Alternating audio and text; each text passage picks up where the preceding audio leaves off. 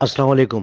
کیا اردو زبان کی وجہ سے بنگلہ دیش بنا؟ جب بھی 16 دسمبر کو سانحہ مشرقی پاکستان کا ذکر ہوتا ہے یا 25 فروری کو قومی زبان کا دن منایا جاتا ہے تو ایک مخصوص طبقے کی جانب سے اردو زبان کو بنگلہ دیش بننے کی وجہ قرار دیا جاتا ہے۔ لوگ بنگالی زبان کے تنازع کا حوالہ 24 مارچ 1948 کے واقعے سے کرتے ہیں، جب قائد اعظم نے ڈھاکہ یونیورسٹی میں یہ اعلان کیا کہ اردو پاکستان کی سرکاری زبان ہوگی۔ قائد اعظم کے خطاب کے دوران ڈھاکہ یونیورسٹی کے طلبہ نے احتجاج بھی کیا تھا۔ اس وقت بنگلہ دیش کا بانی مجیب الرحمان بنگالی زبان کو سرکاری زبان بنانے کی تنظیم نیشنل لینگویج ورکنگ کمیٹی کا ایک اہم رکن تھا۔ اردو زبان کو ہدف تنقید بنانے والے قائد اعظم کے اس بیان کو بنگلہ دیش بننے کی وجہ قرار دیتے ہیں۔ سوال یہ ہے کہ بنگال کے عوام کیا اردو سے نابلد تھے یا ان کو اردو سے کوئی نفرت تھی؟ جواب ہے نہیں۔ اس کی وجہ یہ کہ 1906 میں جب ڈھاکہ کے نواب سلیم اللہ خان صاحب اپنی حویلی احسن منزل جہاں آل انڈیا مسلم لیگ کے قیام کا اعلان کیا گیا، نواب سلیم اللہ خان صاحب نے ان تمام اکابرین کو دعوت دی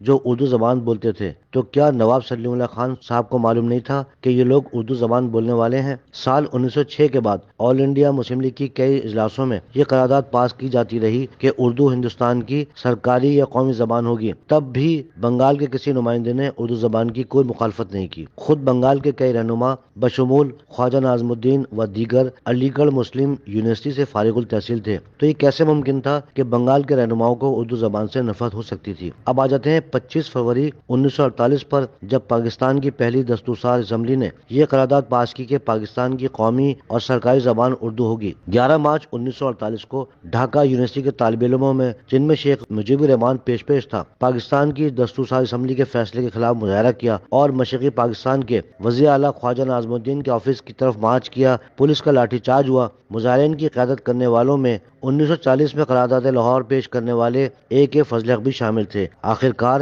ڈھاکہ یونیورسٹی کے مظاہرین کا مشرقی پاکستان کے وزیر اعلیٰ خواجہ ناظم الدین سے معاہدہ ہو گیا کہ وہ بنگالی زبان کو سرکاری زبان قرار دینے کی کوشش کریں گے۔ واضح رہے کہ خواجہ ناظم الدین خود بنگالی تھے۔ اس واقعے کے بعد گورنر جنرل قائد اعظم محمد علی جناح نے جب مشرقی پاکستان کا دورہ کیا تو 24 مارچ 1948 کو ڈھاکہ یونیورسٹی میں یہی موقف دہرایا کہ اردو پاکستان کی قومی اور سرکاری زبان ہوگی۔ تو ڈھاکہ یونیورسٹی میں کچھ بدمزگی ہو گئی۔ یہ یقیناً خود قائد اعظم کے لیے حیرت کی بات رہی ہوگی، کیونکہ قائد اعظم اپنی سیاسی زندگی کے پچھلے 40 برسوں سے بنگال کے عوام کو جانتے تھے۔ 11 ستمبر 1948 کو قائد اعظم کا انتقال ہو گیا۔ قائد اعظم کے انتقال کے بعد پاکستان کے پہلے وزیر اعظم لیاقت علی خان صاحب نے 27 نومبر 1948 کو ڈھاکہ کے گراؤنڈ میں ڈھاکہ یونیورسٹی کے طلبہ سے خطاب کیا۔ اس وقت بھی مجیب الرحمان اور دیگر طالب علم رہنماؤں نے بنگلہ زبان کے لیے یادداشت پیش کی، لیکن کہتے ہیں کہ قائد اعظم کی طرح لیاقت علی خان صاحب کی طرف سے بھی کوئی جواب نہیں آیا۔ مغربی پاکستان کے رہنما جن کا تعلق موجودہ صوبوں سے تھا، ان کا موقف تھا کہ اگر بنگالی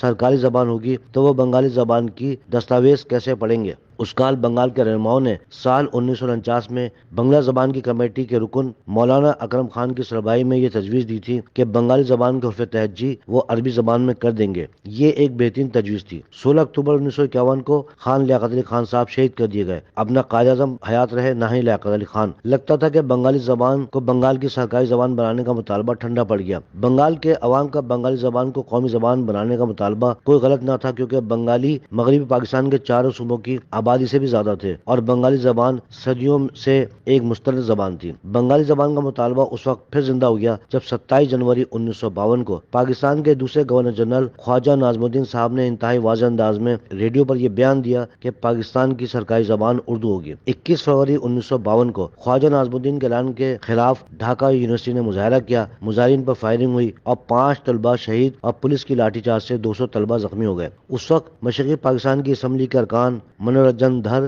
بوشونتو کمار، شمس الدین احمد اور دھریندر ناتھ دتا نے مشرقی پاکستان کی اسمبلی میں قرارداد پیش کی کہ مشرقی پاکستان کے وزیر اعلیٰ نور الامین ہسپتال جا کر زخمیوں کی عیادت کریں اور سوگ کا اعلان کریں۔ وزیر اعلیٰ نور الامین نے اس بات سے انکار کر دیا۔ بنگالی زبان کے تنازع کا ایک بہت بڑا کردار پاکستان کی پہلی دستورساز اسمبلی کا رکن دھریندر ناتھ دتا تھا، جس پر مزید ایک ویڈیو بنائی جا سکتی ہے۔ سال 1952 سے 1954 تک بنگالی زبان کی تحریک ہلکے پھلکے انداز میں جاری رہی، جس کا آخرکار نتیجہ یہ نکلا کہ 7 مئی 1954 کو پاکستان کی اسمبلی نے اردو اور بنگالی زبان کو پاکستان کی سرکاری زبان قرار دے دیا اور بنگالی زبان اردو زبان کے ساتھ ساتھ استعمال کی جانے لگی۔ میں نے جب اس پورے تنازع کا مطالعہ کیا تو مجھے محسوس ہوا کہ اس وقت کے قائدین، قائد اعظم محمد علی جناح، لیاقت علی خان، خواجہ نظم الدین اور نور الامین، انہیں شاید ایسا لگتا تھا کہ بنگالی زبان کو سیاست کی بیساکھی کے طور پر استعمال کیا جا رہا ہے، اور ایسا تھا بھی۔ اسی وجہ سے یہ رہنما سخت موقف رکھتے رہے۔ اب بات کرتے ہیں کہ کیا بنگلہ دیش بننے کی وجہ اردو تھی۔ میں نے اس تنازع کی تاریخ اختصار کے ساتھ بیان کر دی۔ بنگالی زبان کا تنازع تو 1954 میں ختم ہو چکا تھا، لیکن جیسا کہ میں نے عرض کی کہ کچھ لوگوں کو اردو سے صرف بغض ہے۔ اب آپ کے سامنے بنگلہ دیش کے بانی مجیب الرحمان کے وہ 6 نکات پیش کر رہا ہوں جو مجیب الرحمان نے فروری 1966 میں لاہور کی کانفرنس میں پیش کیے تھے۔ یہ 6 نکات ہیں کہ جن کے نہ ماننے کی وجہ سے بنگلہ دیش بنا۔ ذرا کوئی پڑھ کر بتائے کہ ان 6 مطالبات میں کہیں اردو زبان کا ذکر تک موجود ہے؟ تو جو لوگ بنگلہ دیش بننے کی وجہ اردو زبان کو قرار دیتے ہیں